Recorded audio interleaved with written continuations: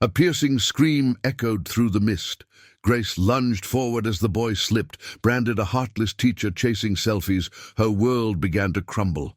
She couldn't speak to defend herself. The silence was deafening. But then a single child stood up in court, holding a crayon drawing. What that picture revealed shattered the case and exposed a lie no one saw coming. Who really failed those children that day? And why was the truth buried so deep? Want to know what happened? Watch until the end and don't miss this story full of emotion and shocking twists.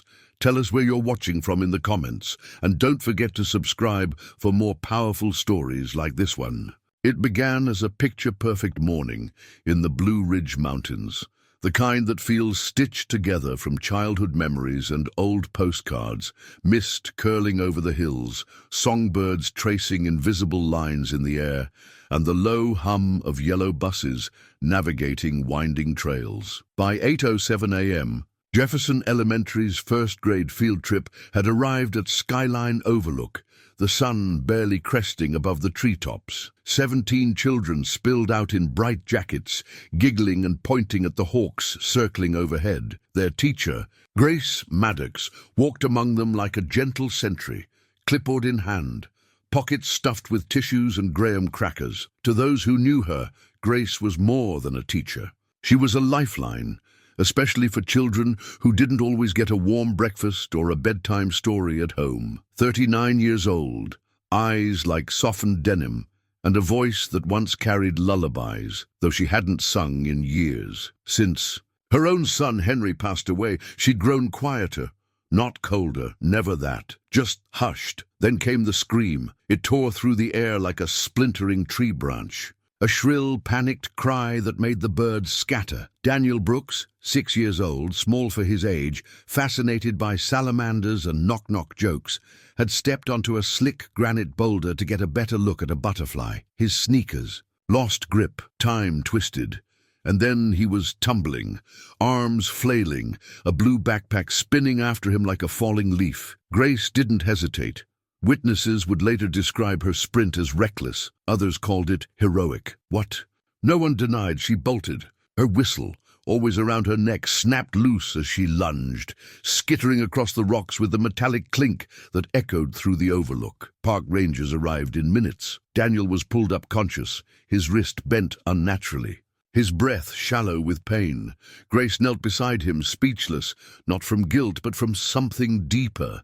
Grief has a way of stealing voices when it recognizes old pain. By noon, cell phone footage, shaky, partial, damning, made the rounds online. One clip showed Grace alone near the edge, Daniel out of frame. The caption read, "Teacher poses for selfies while student falls." Local outlets ran with it. The narrative took shape before the facts had a chance. Back in Charlottesville, Grace's bungalow sat silent, Virginia honeysuckle winding around her screen door. Inside, she tried desperately to write a statement, but the words clung stubbornly to the corners of her mind, unwilling to surface. And so began the week that nearly stole her future. By dinner time, the story had grown legs. What began as a string of shaky smartphone clips was now plastered across evening news tickers. Local anchors with solemn voices and raised brows relayed the story to viewers, sipping soup in quiet living rooms. Teacher fails to supervise. Child hospitalized during school trip. Over in the school district office, the atmosphere thickened with urgency. Before the sun set behind the Appalachian ridgeline, the school board's legal counsel had already filed for Grace Maddox's immediate suspension. The cited reason, an emerging pattern of negligence.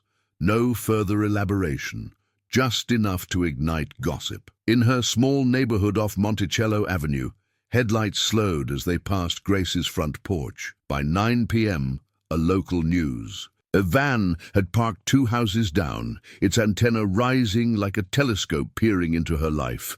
Her neighbor, Mr. Finch, left a casserole at her doorstep without knocking. Inside, the house felt smaller than usual. Shadows clung to the walls. Grace sat at her kitchen table, legal pad in front of her, fingers ink smudged from trying to write something, anything that might explain what had happened. But every sentence collapsed under the weight of second guessing. Had she done enough? Could she have moved faster?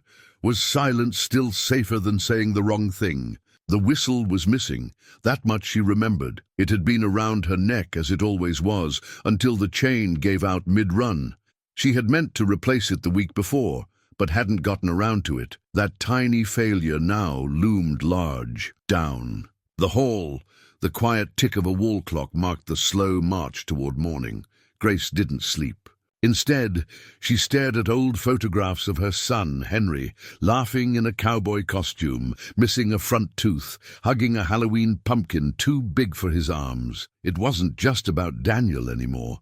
It was about everything she had ever tried to protect, and everything she feared losing again.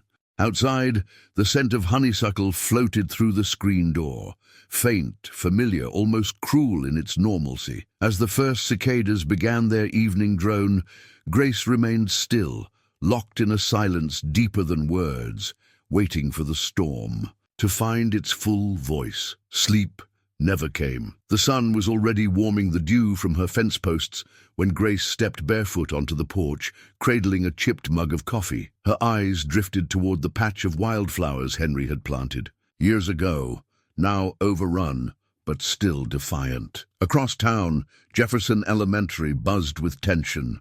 Classrooms whispered. Parents called in, demanding answers. The custodian, Earl Watkins, shook his head at the mess of it all as he flicked on the hallway lights, except the breaker tripped, leaving half the building dim. Meanwhile, back at the Overlook Trail, a search team combed through pine needles and crevices for the missing red whistle. Nothing turned up. The absence stung. It made Grace's account seem hazier, less anchored to reality. Skeptics clung to the silence like vultures circling still air, but not everyone doubted her. Shortly before lunch, Leah Ramirez, the classroom aide who had accompanied the trip, walked into the principal's office with her brows furrowed and hands trembling slightly. She hadn't been able to sleep either. The moment kept replaying in her head, Grace reaching into her coat pocket and handing her the whistle just minutes before Daniel slipped. The chain had been fraying, and Grace, ever practical, didn't want it snapping in a crisis. Leah remembered thinking, she always notices the small things. That small recollection became the first thread of hope. Leah immediately signed a sworn statement, her voice wavering only once. By mid-afternoon, Grace's attorney had it in hand, barely a paragraph long, but enough to challenge the idea of negligence. The detail didn't exonerate her, not yet, but it showed intention, care, foresight, things the prosecution had overlooked. Word of Leah's statement leaked to a local columnist by dinner time. The tone of the coverage shifted, subtly. Instead of calling her the silent teacher, they now referred to her as the embattled educator. At home, Grace sat cross-legged on the rug.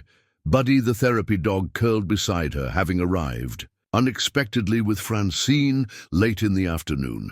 The dog didn't need words. His presence steadied her breath. She looked at the whistle's old lanyard, still looped through a key hook by the back door, its fabric frayed like everything else.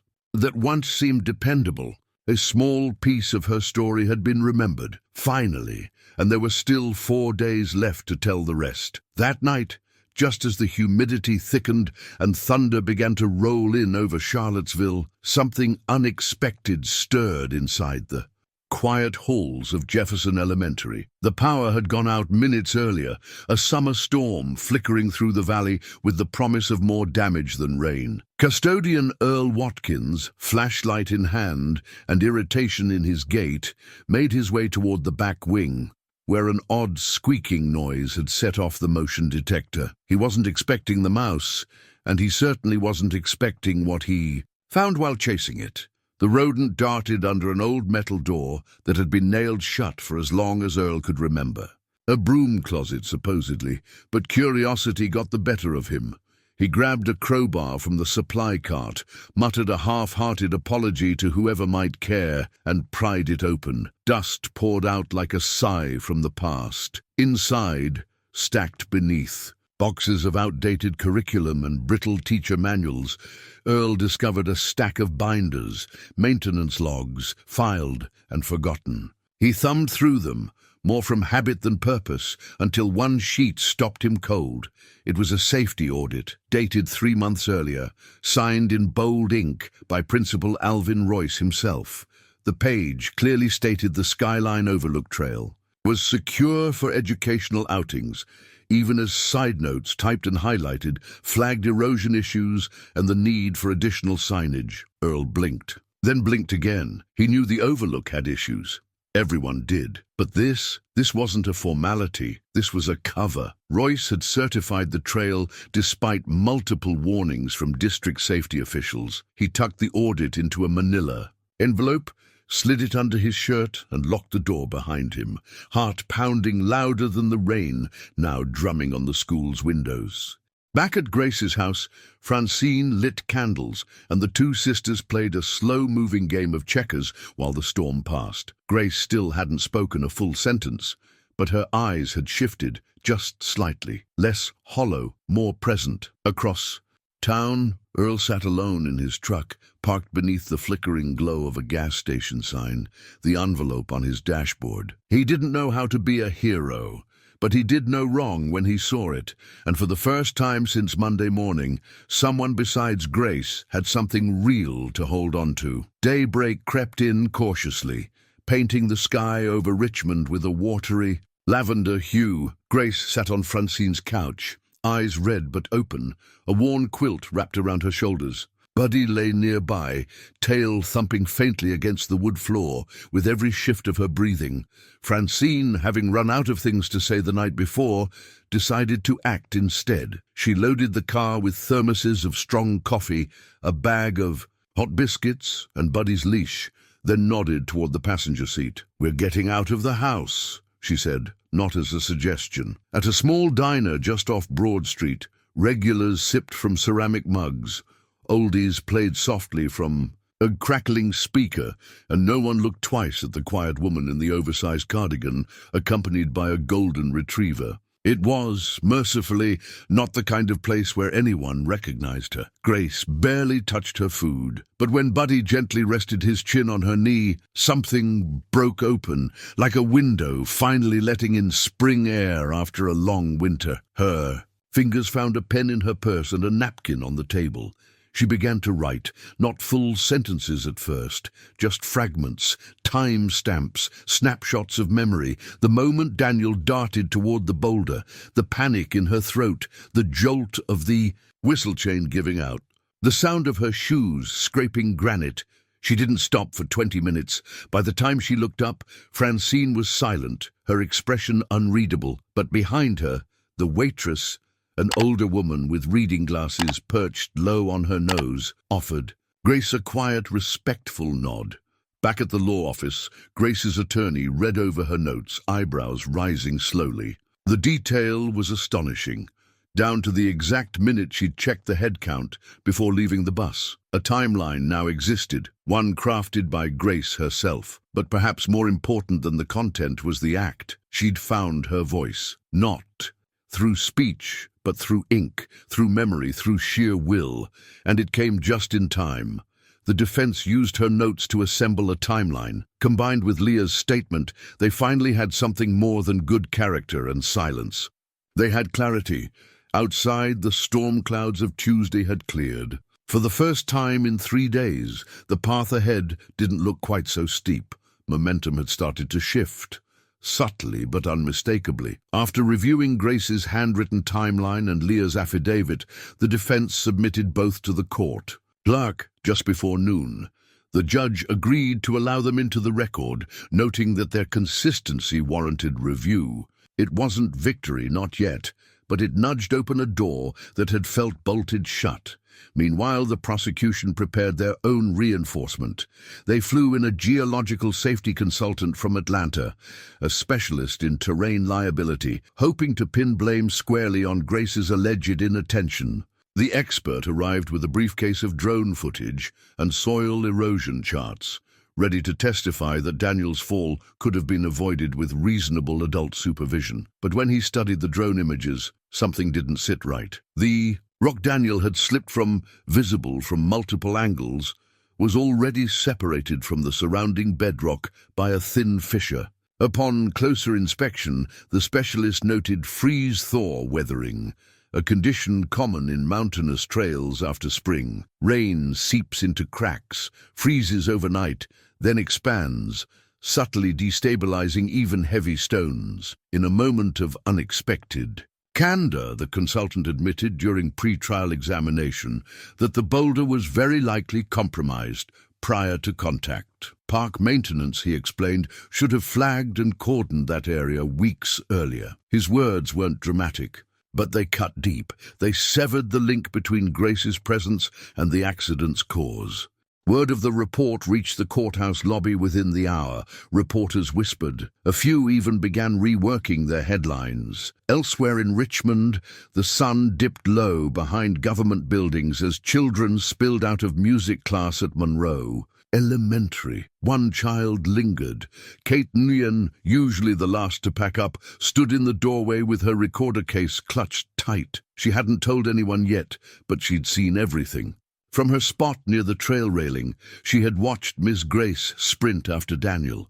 She remembered the way the red whistle had spun mid-air, the way Grace's face looked, not distant, not distracted, but terrified. Music class always ended with a folk song Grace used to hum. Hearing it now, the memory shook loose. That evening, Kate recorded a voice memo on her tablet. She spoke softly, pausing often. Then, with a trembling thumb, she pressed send to the contact her mother had, labeled Ms. Grace's lawyer. A child's voice, unpolished, unrehearsed, but honest, and that was enough to tip the scales a little further. Evening arrived not with rest, but with urgency. Kate's voice, memo, shy, halting, full of childhood innocence, played softly on loop. In the defense attorney's office, the words wrapping around the room like a fragile kind of truth. Her account matched Grace's timeline nearly beat for beat. She described Miss Grace running toward Daniel, the crack in the stone, the falling whistle. Her memory, untainted by legal jargon or adult cynicism, brought an undeniable authenticity. Still, truth alone wouldn't be enough. Grace sat cross-legged on an old quilt in the law office attic, sorting through brittle binders with Earl and Francine as the courthouse clock ticked toward midnight. The air smelled of dust and lavender oil, the latter Francine's attempt to keep panic at bay. They needed something solid, visual, physical. Kate's words were powerful, but courtroom proof was a different animal, the kind that prowls on doubt and feasts on ambiguity. Outside, cameras flashed. Reporters swarmed the sidewalk, hoping for a soundbite or stumble. Francine, exasperated but resolute, tied a clothesline between the porch columns back home and began pinning up children's drawings, thank you cards from past students, finger paint tributes, crayon-covered paper hearts. She didn't call it a statement, but the effect was immediate. The news crews, sensing a shift in tone, started filming the cards instead of the windows. The neighborhood watched, then followed. One neighbor brought out homemade cookies, another lit tea candles along the walkway. Suddenly, what had been a stage for scrutiny became one of solidarity. Back upstairs, Grace turned the page of a forgotten audit report and stopped cold. The handwriting was Royce's, again. Another signature confirming trail safety, this one even older than the first Earl had found. No digital backup, no record in the school board system. Buried and ignored. It wasn't a smoking gun, not by itself. But the pile of inconsistencies was starting to reek. With dawn only hours away, Earl excused himself, muttering something about unfinished business. He drove in silence, back to Skyline Drive. The pine forest rustled as he stepped into the overlook clearing, flashlight in hand. Dew clung to his boots, mosquitoes hummed like static, and then he saw it, just under the brush, half covered in needles. The red whistle, bent, split clean down the middle, rust lined the fracture, fresh and unmistakable. He picked it up gently, like it might still cry out. Then he dialed the attorney's number and said 5 words that changed everything. Tell her I found it. Light filtered into the courthouse through tall, arched windows, casting long shadows on walnut-paneled walls and nervously folded hands. By 9:15 a.m., the gallery was full. Teachers, parents, journalists, a scattering of retirees. Drawn by the headline, everyone waiting. Grace sat at the defense table, Buddy resting at her feet, one paw lightly brushing her shoe. The red whistle, now sealed in a clear evidence pouch, lay in front of the judge, rust and all, a relic of chaos and care. Then came the moment, no. One had prepared for T.J. Alvarez, Daniel's quiet best friend, was called forward by the defense. He walked slowly, his Red Sox cap twisted in his hands, the courtroom towering around him. He didn't speak, not at first, just stood there, cheeks flushed, eyes on the floor. Then, from his backpack, he pulled out a sheet of construction paper. Gasps rippled gently across the room. The drawing was done in thick, earnest strokes of crayon. It showed a green mountainside, a boy tumbling near a grey boulder cracked at its base. And there, mid-leap, was Ms. Grace, arms outstretched, her red whistle frozen in mid-air, just as Kate had described, just as Earl had confirmed. What made it undeniable were the angles. Somehow, without realizing it, TJ had sketched the scene from nearly the same perspective captured in the drone photos. The alignment of trees, the slope of the trail, even the fractured stone. Every detail reinforced what Grace had never been able to say aloud. One juror clutched a strand of pearls. Another wiped at his glasses, pretending it was dust. By noon, the pressure cracked elsewhere, too. Faced with mounting inconsistencies, Principal Royce took the stand, posture rigid, but voice uncertain. When confronted with the second audit and asked why he'd ignored repair warnings, he fumbled. The state education inspector, seated in the back, rose quietly and announced an immediate ethics review. Gasps this time were not gentle. In the final moments, Grace was offered the chance to speak. She stood, hands trembling slightly. No statement, no defense, just a folded handkerchief spritzed in lavender and the softest hum. An Appalachian lullaby once whispered to her son, now carried through the courtroom like a healing breeze. Verdict: not guilty. Applause was not permitted, but a tide of relief swept the room nonetheless. Outside, under a peach-colored sky, TJ pressed something into Grace's palm. The whistle, now mended with hot glue and care. She didn't speak. She didn't need to.